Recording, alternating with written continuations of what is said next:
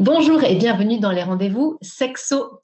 Pas ce soir, trois petits mots qui bien souvent peuvent laisser deviner une possible faille dans la relation. Pire, si on la laisse faire, la fissure laissera place à un gouffre qui engloutira tout cru, toute trace d'une ancienne passion. Pas ce soir ou l'histoire d'un désir en fuite, comment vivre avec les décalages de désir dans la relation, comment amorcer le dialogue sur ce sujet sensible et trouver des pistes de solutions. Je pose aujourd'hui mes questions à Laurence Dispo, psychologue, sexologue, thérapeute de couple et auteure du livre Le désir de la femme, guide pour le couple, se comprendre et se retrouver, paru aux éditions Planète Santé. Laurence Dispo, bonjour et merci de nous faire le plaisir d'être avec nous aujourd'hui pour répondre à nos nombreuses questions.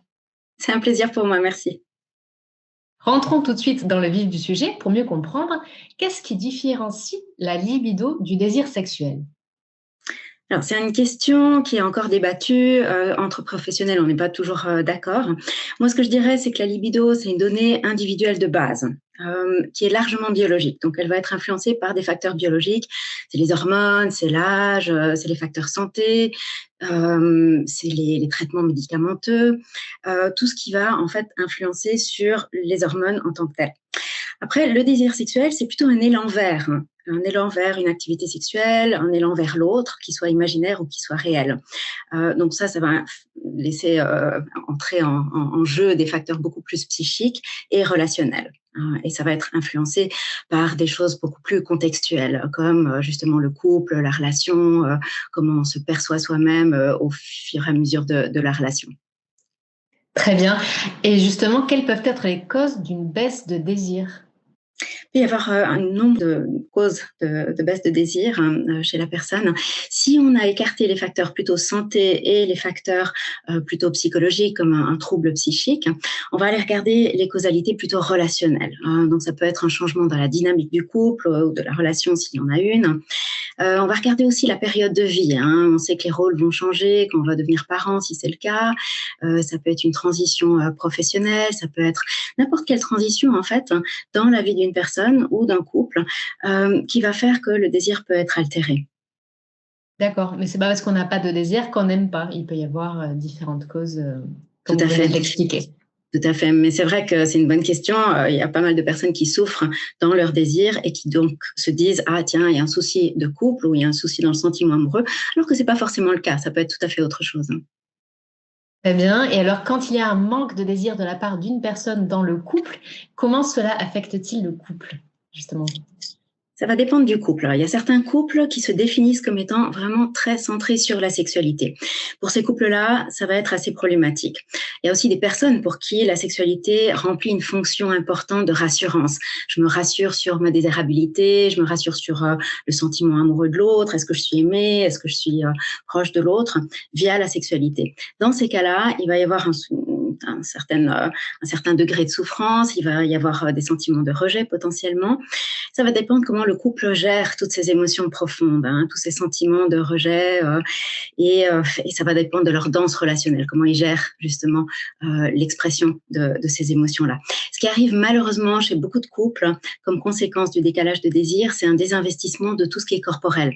Donc le couple va me dire, bon ben voilà, ça fait 1 an qu'on se fait plus de câlins, on se serre plus dans les bras, on se fait plus de massage, on se fait plus de caresses, on s'embrasse plus dans certains cas, pour pas donner d'espoir à l'autre, pour pas se donner de l'espoir, pour pas devoir vivre le sentiment de rejet. Et là, c'est quand même assez problématique parce qu'on n'a pas seulement l'intimité sexuelle qui est altérée, mais aussi l'intimité, on va dire, émotionnelle et corporelle. Mais au quotidien, ouais. C'est ça, ouais. Et on nourrit beaucoup moins, en fait, l'affectif dans le couple. Là, ça devient d'autant plus problématique. Oui, il y a plusieurs degrés du coup. Alors, passons à l'action. Comment réagir, comment dialoguer quand le couple n'est pas ou plus sur la même longueur d'onde en matière d'appétit sexuel? Comment agir pour éviter le conflit? Alors, peut-être que le conflit en tant que tel, il n'est pas à éviter. Parfois, le conflit peut donner lieu à une discussion intéressante, peut donner lieu à des réajustements dans la dynamique de couple ou familiale. Donc, ok, le conflit, c'est pas forcément le diable. On peut discuter. On peut mettre les choses sur la table et on peut essayer de comprendre le décalage sur le plan relationnel. Il y a des éléments à comprendre sur le plan individuel, mais aussi peut-être des éléments relationnels dans certains cas. La deuxième chose par rapport au dialogue, c'est de regarder plus le côté émotionnel, le côté comment est-ce que je veux me sentir dans la sexualité, comment est-ce qu'on veut se sentir dans la sexualité, plutôt que de regarder les histoires de performance comme la fréquence par exemple. Donc c'est plutôt regarder comment est-ce qu'on veut se sentir que combien de fois par semaine ou par mois est-ce qu'on veut le faire. Ça c'est la première chose. Après peut-être on peut utiliser un support, on peut utiliser un livre, on peut utiliser un film, on peut utiliser l'aide d'un thérapeute ou de toute personne qui va être à l'écoute. Donc on peut utiliser la présence d'une personne qui va nous aider, qui va nous guider. D'accord. Et le premier conseil que vous donneriez, ce serait quoi? Alors, le premier conseil, je pense, que ce soit sur un plan individuel ou sur le plan relationnel, c'est de pouvoir s'adapter. C'est de se dire qu'au fur et à mesure que le couple grandit, au fil d'une vie, il y a des changements. Il y a des changements hormonaux, il y a des changements dans les rôles qu'on joue, il y a des changements dans notre perception de notre corps et de nous-mêmes en tant qu'hommes, en tant que femmes, ou quelle que soit notre identité. Et au fur et à mesure de ces changements, il va falloir pouvoir être souple, être fluide, être ouvert à s'adapter et à se dire on se redécouvre, on redécouvre l'autre, et on est en changement perpétuel. D'accord. Et on rappelle évidemment qu'on sait que souvent le consentement sexuel dans un couple reste un petit peu tabou, mais qu'un non reste un non. Voilà. Et quand il n'y a pas de oui, généralement, c'est non. Donc c'est vraiment juste, toujours. Même si on a dit oui hier, aujourd'hui, c'est pas oui forcément à la même chose. Ouais. Et c'est bien de le rappeler. Alors, de façon plus générale, quels conseils donneriez-vous pour être heureux dans sa vie sexuelle?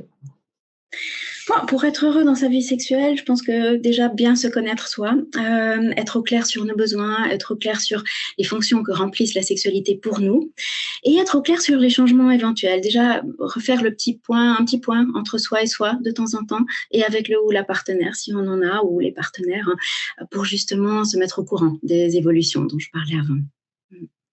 Parfois, il n'est pas simple justement de se poser les bonnes questions, que ce soit à soi-même ou même en couple. C'est là peut-être qu'on peut encourager à la consultation, parce que le problème de désir, j'imagine, c'est peut-être l'une des premières causes de consultation que vous avez en cabinet, c'est ça? Oui, tout à fait, ouais. Pas forcément le désir en tant que tel, mais le décalage dans le couple. Bon, moi, en tant que thérapeute de couple, j'ai surtout des couples qui viennent. J'ai aussi des personnes qui viennent en individuel pour la sexologie, mais il y a quand même un petit peu plus de personnes qui viennent en couple. Et du coup, leur problématique, ce sera comment est-ce qu'on gère le décalage. Décalage en termes de fréquence ou alors décalage en termes de comment on vit les choses, de nos besoins en termes sexuels. D'accord. Alors justement, c'est parfois pas facile de franchir le cap, d'aller voir une professionnelle. Vous avez tous les profils de personnes qui viennent vous voir. Vous parliez, donc vous avez beaucoup de couples parce que c'est l'un de vos sujets de base, mais après, c'est un peu tous les âges, hommes, femmes mélangés. Enfin, vous avez vraiment tout type de profil. Ouais, c'est des fois étonnant de voir des gens qui ont 18 ans qui arrivent déjà en consultation, en couple ou pas. Et puis j'ai eu des personnes de presque 80 ans aussi qui sont venues consulter après un veuvage et qui voulaient réinvestir la vie sexuelle dans une nouvelle relation ou seule et découvrir des nouvelles choses, des nouveaux aspects de leur sexualité. Donc oui, le panachage est assez large. Homme-femme, oui. Alors, contrairement à la psychothérapie où je reçois plus des femmes seules, en sexologie, c'est un petit peu plus égalitaire. Il y a une motivation aussi chez les messieurs. Et puis, les couples sont souvent amenés par madame, mais aussi assez souvent amenés par monsieur. Pour des raisons différentes, les messieurs sont quand même aussi assez motivés de consulter pour la sexologie. D'accord. Et pour un petit peu dédramatiser, pour les personnes qui se posent la question, qui n'osent pas franchir la porte d'un cabinet, comment se passe une première consultation avec vous, par exemple? Est-ce qu'il faut du temps pour que les personnes se sentent en confiance et puissent se livrer? Comment ça se passe concrètement? Concrètement, si c'est une première séance, on va d'abord prendre un petit peu de temps pour accueillir la souffrance, la demande, accueillir aussi la personne là où elle est, même avant de parler du motif de consultation, mais de voir un petit peu ce qui l'entoure comme contexte, ce qui est important pour elle, de quoi elle fait de sa vie. Et puis gentiment, on entrera dans le motif de consultation.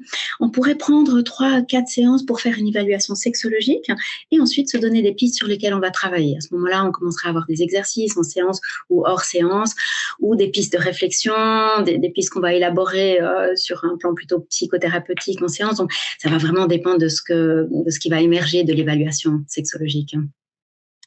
Et aller consulter seul ou en couple, quelle est la différence? Je dirais que si on vit en couple, on aura une vue directe, une observation directe de ce qui se passe entre les personnes. Donc, on aura la dynamique relationnelle. On aura ce qu'on appelle la danse relationnelle. Comment est-ce que ils réagissent l'un l'autre aux dimensions émotionnelles de leur sexualité. Imaginons que madame se sente rejetée. Comment est-ce que monsieur peut accueillir ce sentiment-là, peut la rassurer, peut lui dire les mots qu'il faut. Si c'est monsieur, par contre, qui se sent repoussé, comment est-ce que madame peut prendre soin de ces émotions-là. Donc, on verra en direct, en séance, comment ils peuvent accueillir les émotions de l'un de l'autre et comment ils peuvent se parler pour qu'il y ait de la bienveillance, pour qu'il y ait du non-jugement, pour qu'ils puissent trouver ensemble des solutions. Donc, on va avoir directement un indicateur de est-ce qu'on va faire équipe ou pas. Si la personne vient seule, on a un partenaire imaginaire ou rêvé. S'il n'y a pas de partenaire, voilà, la personne souvent va venir en se disant j'aimerais un partenaire ou j'aimerais une partenaire ou des partenaires, et on va inclure ces personnes symboliquement. On va les imaginer, on va les prendre en compte d'une certaine manière. S'il y a un partenaire réel ou une partenaire réelle, d'autant plus, on va aussi les prendre en compte. Mais ce sera différent parce qu'on n'aura pas in vivo la dynamique avec laquelle travailler directement. D'accord. Combien de séances faut-il généralement pour régler un problème? J'imagine que ça dépend du problème. Est-ce qu'on peut un petit peu jauger? Ça dépend énormément de là où la personne est, où le couple est quand ils arrivent. Ça dépend beaucoup de l'objectif aussi. Et pour ça, on va peut-être poser une question comme la baguette magique. C'est-à-dire, si j'avais une baguette magique, qu'est-ce que vous aimeriez voir demain matin? Et par cette question, on va arriver à savoir quel est l'objectif. Est-ce que c'est surtout qu'ils veulent se sentir comme ceci ou comme cela? Est-ce qu'ils veulent diminuer tel ou tel conflit? Est-ce qu'ils veulent se sentir plus proches, etc. Donc, on va prendre en compte l'objectif et puis proposer quelque chose. On va se dire, est-ce qu'on veut se voir quelque temps, toutes les 2 semaines, toutes les 3 semaines? Dans certains cas, les personnes, pour x, y raison, vont nous donner une contrainte temporelle. Ils vont déménager, madame est enceinte et on sait qu'on ne va pas forcément continuer les séances au travers de toute sa grossesse. Il peut y avoir différentes raisons pour lesquelles on va mettre un cadre temporel. Ça, c'est OK aussi. Alors, ça ne veut pas forcément dire qu'on sera arrivé à quelque chose d'entièrement satisfaisant, mais on peut aussi se donner un nombre de séances ou un nombre de mois si besoin. Justement, j'imagine que ça crée une sorte de proximité quand même d'échanger un petit peu sur la vie intime de ces couples. Est-ce que, je ne sais pas, ils vous passent un petit coup de fil, ils vous envoient une carte pour vous dire ça y est, tout est rentré dans l'ordre? Comment ça se passe humainement, j'entends? Alors, généralement, on fait une dernière séance pour se dire au revoir, pour identifier un petit peu les rechutes possibles, les facteurs de rechute possibles. Il peut y avoir, oui. Identifier les ressources qu'ils ont et puis auxquelles ils pourront faire appel, même s'ils n'ont pas forcément envie de revenir me voir tout de suite dès qu'il y a un couac ou une fluctuation. Les fluctuations, ça fait partie de la vie. Donc, on va parler un petit peu de la suite. Et puis, encore aujourd'hui, j'ai reçu un faire-part de naissance. Donc, j'ai des nouvelles à plaisir. Du 2e, du 3e. Et la vie continue et ça fait plaisir. Très bien. Alors, vous avez, je le disais en introduction, coécrit un livre qui s'intitule Le désir de la femme, guide pour le couple, se comprendre et se retrouver, paru aux éditions Planète Santé. C'est sorti au mois d'avril. À qui s'adresse ce livre? Comment l'avez-vous construit? Il s'adresse à un peu tout le monde, à toute personne, que ce soit homme, femme, autre identité et couple, bien sûr, qui s'intéresse au sujet du désir. Pas forcément le désir uniquement de la femme, mais du désir aussi plus large. Le livre est conçu pour donner vraiment des outils de dialogue et de compréhension de soi. Donc, il y a pour chaque chapitre, il y a 5 chapitres, chaque fois un bout de théorie, pas très compliqué, mais disons pour avoir quelques repères théoriques sur le sujet. Ensuite, il y a des continuums. Alors, les continuums, c'est simplement des axes sur lesquels on peut se positionner pour dire, moi, je suis plutôt de tel côté ou de tel côté. Par exemple, j'ai plutôt un désir qui vient spontanément ou plutôt j'ai un désir qui vient de manière réactive. Donc, on va se positionner sur ces continuums pour avoir un outil de discussion avec l'autre ou déjà un outil de compréhension pour soi. Donc, chaque fois, il y a 4 ou 5 continuums. Ensuite, il y a une illustration clinique pour que les gens s'imaginent un petit peu comment on traite telle ou telle thématique en séance. Et puis, on finit avec des outils, donc des exercices pour se connaître soi-même, des outils de repérage de nos sensations, de nos fantasmes, de nos codes d'attraction, pour de nouveau avoir vraiment quelque chose de concret pour avancer dans la compréhension de soi, et des exercices aussi pour dialoguer avec le conjoint, le partenaire ou la partenaire. Donc, c'est vraiment conçu pour que les personnes puissent s'aider eux-mêmes, si vraiment besoin, évidemment, elles peuvent toujours consulter, elles peuvent, ça m'arrive d'avoir des gens qui viennent avec le bouquin en disant, ben voilà, on en a discuté sur telle ou telle dimension, on voit qu'on est vraiment aux antipodes, qu'est-ce qu'on peut faire? Oui, c'est ça. Donc, c'est parfait. C'est un bon guide, en fait, déjà pour savoir où on en est. Et puis, comme vous le disiez, avec des petites informations pratiques. Et effectivement, donc, pour toutes les personnes qui sont en souffrance, qui se posent des questions, qui ont des difficultés dans leur vie sexuelle, il ne faut pas hésiter à consulter un ou une professionnelle comme vous. Comment fait-on pour vous consulter? Pour ma part, j'ai un site internet, c'est www.psydispo.ch. J'ai un autre site qui est sexologiecouple.com. Donc, sur le site internet, il y a tous les détails pour pouvoir me trouver. Il ne faut pas rester tout seul, surtout là, on vient de le voir, et avec toute la bienveillance du monde, il existe des solutions à tous les problèmes. Donc, n'hésitez pas. Je remettrai toutes les informations, donc que ce soit les références de votre ouvrage et les liens vers vos sites dans le descriptif de cette vidéo. N'hésitez donc pas à la consulter si vous avez le moindre souci. Merci beaucoup d'avoir répondu à nos questions et qui sait, peut-être à bientôt pour un prochain sujet. Merci beaucoup, avec plaisir. Bon après-midi. Merci à toutes et à tous de nous avoir suivis. À bientôt. Au revoir. Au revoir.